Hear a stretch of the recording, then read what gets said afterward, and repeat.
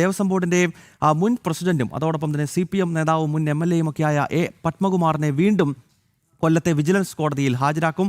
Remand നീട്ടുന്നതുമായി ബന്ധപ്പെട്ടാണ് ഇന്നിപ്പോൾ പത്മകുമാറിനെ കോടതിയിലേക്ക് എത്തിക്കുക. ഇയാളുടെ ജാമ്യാപേക്ഷ ഈ മാസം 8-ാം തീയതി വീണ്ടും കോടതി പരിഗണിക്കാൻ പോകുകയാണ്. മനോജാണ് ചേരുന്നത്. മനോജ്, ഈ പത്മകുമാറിന്റെ ജാമ്യാപേക്ഷ 8-ാം തീയതിയാണ് കോടതി വീണ്ടും പരിഗണിക്കുന്നത്. ഇന്നിപ്പോൾ കോടതിയിൽ ഹാജരാക്കുന്നതിലൂടെ ഈ അന്വേഷണ സംഘം ഉദ്ദേശിക്കുന്നത് എന്താണ്?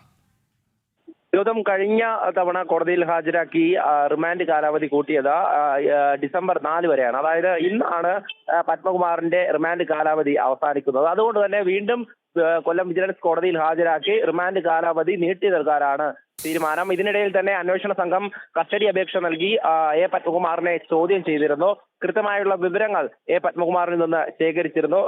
അതിനിടയിൽ ജാമ്യ ഹർജി അടക്കം പത്മകുമാർ കോടതിയിൽ സമർപ്പിച്ചിരുന്നു. ആ ജാമ്യ ഹർജി 8-ാം തീയതിയാണ് പരിഗണിക്കുക. അതിൽ പത്മകുമാർ പറയുന്നത് തനിക്ക് മാത്രമല്ല കൂട്ടുത്തരവാദിത്വമുണ്ട് എന്നുള്ളതാണ്. അതായത് ദേവസ്വം ബോർഡിലെ മറ്റംഗങ്ങളും അറിഞ്ഞുകൊണ്ട് തന്നെയാണ് കാര്യങ്ങളെല്ലാം ചെയ്തിട്ടുള്ളത് എന്നതിനെ പറ്റിയാണ് പത്മകുമാർ ജാമ്യാപേക്ഷയിൽ പറയുന്നത്. എന്തായാലും ഈ ജാമ്യാപേക്ഷ പരിഗണിക്കുമ്പോൾ കോടതി കൃത്യമായും അത് നിരീക്ഷണം നടത്തും. അതോടൊപ്പം തന്നെ ഇതുവരെ ജാമ്യ ഹർജി സമർപ്പിച്ചിട്ടുള്ള ഒരു പ്രതികൾക്കും കോടതി ജാമ്യം നൽകിയിട്ടില്ല എന്നുള്ളതും പ്രധാനപ്പെട്ട കാര്യമാണ്.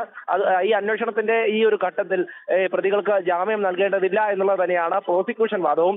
എന്തായാലും ഈ ഒരു സാഹചര്യത്തിൽ A. പത്മകുമാറിനെ ഇന്ന് കൂടുതൽ സുരക്ഷയോടുകൂടിയായിരിക്കും കോടതിയിലേക്ക് കൊണ്ടുവരിക. കാരണം N. വാസുവിനെ A. പത്മകുമാറിനെ അടക്കം കോടതിയിലേക്ക് കൊണ്ടുവരുമ്പോഴും വലിയ തരത്തിലുള്ള ഒരു പ്രതിഷേധം കോടതിക്ക് പുറത്ത് ഉണ്ടാകാറുണ്ട്.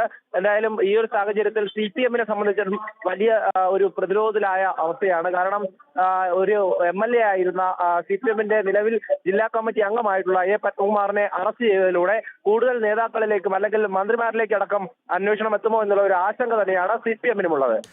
ഓക്കെ മനോജ്, ഇന്നിപ്പോൾ വീണ്ടും A. പത്മകുമാറിനെ കൊല്ലം വിജിലൻസ് കോടതിയിലേക്ക് എത്തിക്കുകയാണ്. റിമാൻഡ് നീട്ടുന്നതുമായി ബന്ധപ്പെട്ടാണ് ഇന്നിപ്പോൾ കോടതിയിൽ ഹാജരാക്കുന്നത്.